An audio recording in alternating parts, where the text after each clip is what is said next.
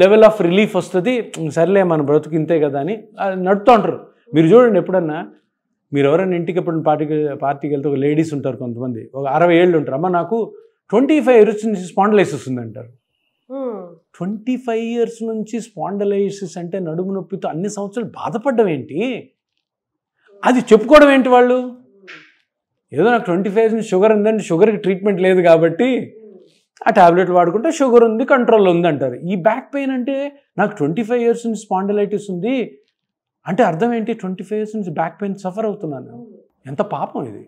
So ఇప్పుడు కొత్త treatment ఏంటంటే, మీరు అన్నారు కదా సర్జరీస్ 5 ఆ 5 members చేయండి, మంచిగా ఉంటారు.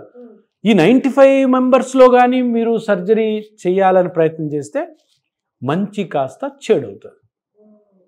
అర్థమైందా?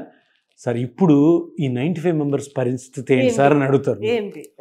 95 membersకి ఒక 6-7 సంవత్సరాల వరకు ఇదే పరిస్థితి. ఇప్పుడు రోజు వచ్చి మిమ్మల్ని ఒక స్కేల్తో కొడుతున్నాం అనుకో, ఒక 2-3 నెలలు బాధ ఉంటుంది, 3వ నెల నుంచి అలవాటు అయిపోతుంది, నొప్పి అలవాటు పడతారు, వాళ్ళ నడక మారిపోతుంది, వాళ్ళు ఏదన్నా వంగాలంటే భయపడతారు, వంగరు, ఎందుకు? బ్యాక్ పెయిన్ ఉంది.